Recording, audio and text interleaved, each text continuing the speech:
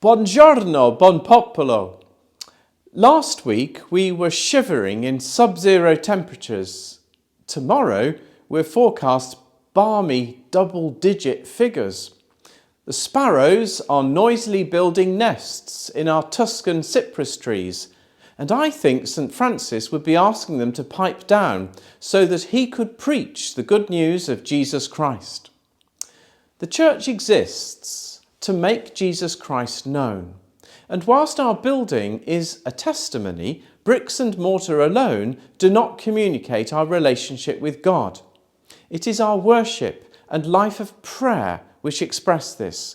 And whilst we miss being together to worship in our building, I think that the pandemic has enriched our experience because suddenly we have found ways of worshipping together online, as well as bringing seasonal prayers and worship on paper into the homes of people who do not routinely use the internet.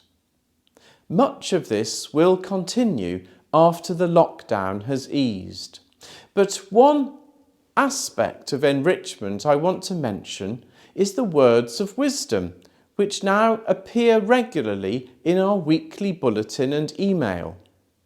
I have been very grateful to all those who have so far agreed to share something of themselves in that.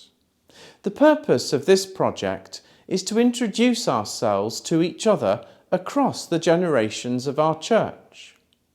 I know that it's not easy to go public like that, so thank you very much to those who have done so, but I hope also that others would be prepared to have a go. I felt very privileged to read people's answers, and especially the question, how has your faith supported you?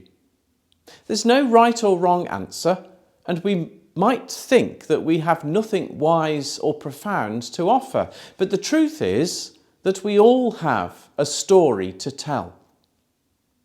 Amongst other things during Lent, I invite you to ponder what story you have to tell others, and especially how your faith has changed your life.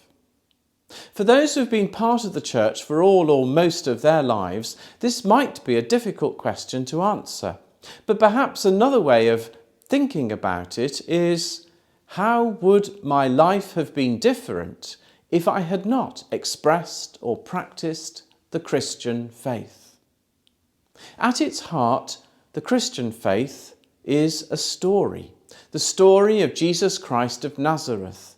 And in our Sunday readings in the next few weeks, we will focus on the story of his journey to Jerusalem and the Passion story from Palm Sunday to Maundy Thursday and Good Friday to Easter Day. His story transformed the lives of the first disciples who travelled with him, listened to him, and who witnessed his resurrection. But many others had their lives transformed by Jesus in just one meeting.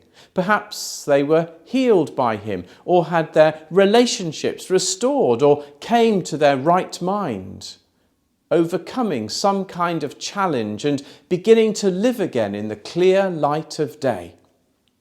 This year's Archbishop's Lent book is by Hannah Steele and is called Living His Story. It's a book about evangelism, but it suggests that evangelism is not about a suspicious invitation requiring persuasion and exhortation. Rather, it is people telling their story as it has been shaped by their knowledge of and relationship with Jesus Christ. That's why also knowing the story of our church is so important. And soon we'll be able to offer a Zoom talk with one of our older members describing something of the history of St. Francis here in High Heaton. Knowing where we've come from, what our roots are and what has shaped and inspired us will enable us to move forward because it gives us a sense of our identity and the identity of the God whom we worship in Jesus Christ. St. Francis based every decision in his life on what the gospel told him about Jesus. If there had been WWJD "What would Jesus do?" wristbands in the 13th century, he would have worn one.